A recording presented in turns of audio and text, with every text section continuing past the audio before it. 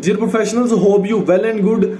In today's world, everyone talks about HACCP, but if you ask someone to explain it in such a way that even a simple and ordinary person can understand it, they often don't know how to do it. So in this video, I will explain a concept of HACCP in such a way that you will never have any trouble understanding it. Before moving to the slides and train you professionally, I just want to give you a simple and easy example of HACCP from your kitchen. Okay, you want to eat chicken. You went to the kitchen, opened the door of the fridge, and you observed there were a little small pieces of plastic or broken glass present in the chicken. So these small pieces of plastic or glass are physical hazards. So you took the tray out of the fridge and placed it on the shelf. You open the window to let the air come in. As you open the window, some cockroaches, insects, flies accidentally landed on the chicken. So these insects, pests, cockroaches are biological hazards. Now you want to add some spices on the chicken. You took the bowl. As you took the bowls, you observed that there were small residues of soap present on the surface of the bowl. So this soap residue is a chemical hazards. So this is the first principle HACCP, conduct a hazard analysis. So this is the first principle HACCP. Okay, now moving toward the second principle of the HACCP, which is critical control point. So what is critical control point? Now you want to cook your chicken. For this you have to heat your chicken.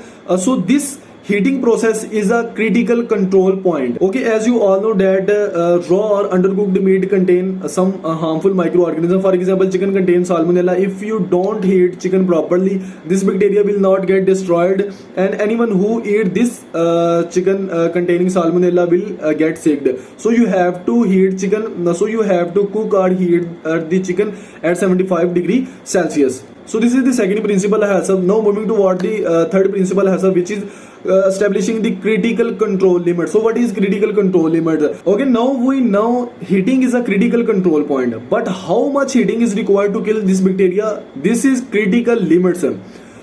Through experiments, we know heating at 75 degrees Celsius kills this microorganism named salmonella. So this is critical limit. We have to heat this chicken, or we have to cook this chicken at 75 degrees Celsius to destroy this bacteria. So anyone who eat this chicken which are cooked at 75 degrees Celsius will not get harmed.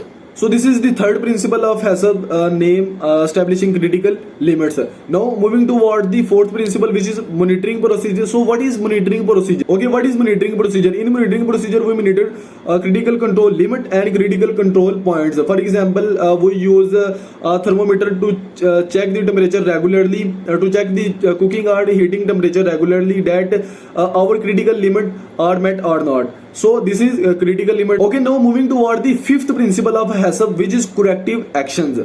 So what are corrective actions? If somehow due to some fluctuation our critical limits are exceeding, we have to take some corrective actions to correct this. For example, if the chicken temperature does not reach 75 degrees Celsius, so to correct this we have to reheat the chicken or discard this chicken. So this is the fifth principle of the HACCP, which is corrective action. Okay, now moving toward the sixth principle of HACCP, which is verification procedure. As you all know, verification is necessary.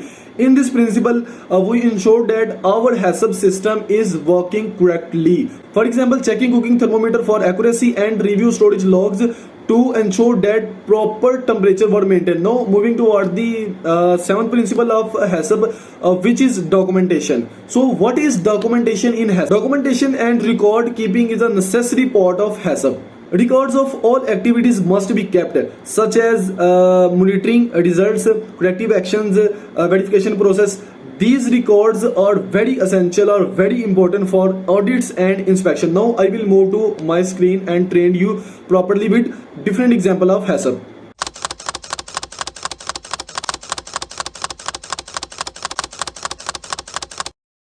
Okay, now I have opened my computer screen and will tell you some important thing related to HACCP.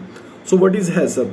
HACCP stands for Hazard Analysis Critical Control Point, as I already briefly explain you. Okay, HACCP stands for HACCP, Hazard Analysis Critical Control Point. So why HACCP is necessary? The question is that why HACCP is necessary? Basically, HACCP has two functions. The one is food safety, the other is legal requirement.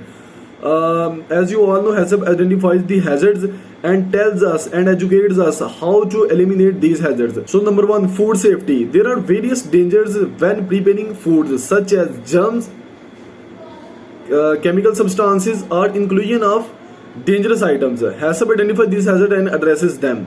Okay, legal requirement. What is legal requirement? In many countries, implementation of HACCP is mandatory for food businesses. Okay, here are three words: chemical, physical, and biological hazards.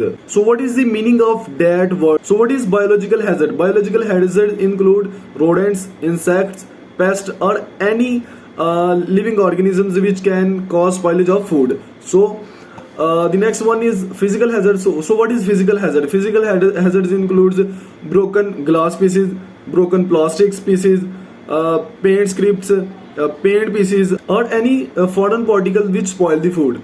Okay, next one is chemical hazard. So what is chemical hazard? Chemical hazard includes insecticides, pesticides, soap, detergent, surfactant, like these chemicals. So we have to remove these three potential hazards to make our food healthy and safe to eat. Okay, the second one is legal requirement. In many countries, HACCP is mandatory for food businesses. For example, in developed country like UK, USA, Germany, France, HACCP is mandatory for any food premises. Okay, moving to the next slide. So these slides contain the 7 principles of HACCP. So principle number 1, hazard analysis. Conduct a hazard analysis. Number 2, identification of critical control point, establishment of critical limits. 4, monitoring procedure. 5, corrective actions. 6, verification procedure, and the last one is documentation and record keeping. Now we will discuss one by one these principles and will explain you with 2 to 3 examples. So the first one is hazard analysis. The first step is to identify any stage in the food production process where a hazard might occur. Each hazard is evaluated to determine how dangerous it could be. Okay, now before starting the video, I will already tell you about these lines. Now we will discuss 2 examples so that you can understand the hazard analysis easily. Okay, first example is dairy products or milk processing. The second one is chicken processing. In dairy products, what is biological hazards? Raw milk may contain harmful bacteria such as Listeria or Salmonella. So these are these 2 bacteria biological hazard. Next one is chemical hazards. So what is chemical hazard in dairy products? Chemical from packaging material may leach into the milk from low quality materials are used. Okay, the chemicals like sterol, heavy metals, bisphenol, these chemicals are leached down if we are using some bad packaging material. So these chemicals leached into the products and may be hazardous for those people who consume this milk. Okay, the third one is physical hazard. Small metal pieces could fall into the milk during processing. I have already told you broken pieces of plastic, broken pieces of glass, paint scripted, things like this are physical hazards. Or example number 2, chicken processing. Example, during the processing or handling a chicken, potential hazards include biological hazards. So what are the biological hazards in chicken? Chicken like bacteria like Salmonella, Campylobacter that can cause food poisoning. So these 2 bacteria like Salmonella, Campylobacter are the biological hazards. So what is chemical hazards? Residual cleaning chemicals such as soap, surfactant, cleaning agents, or chemical hazards. What are physical hazards? Physical hazards includes bones or foreign objects in the chicken. So this is the hazard analysis.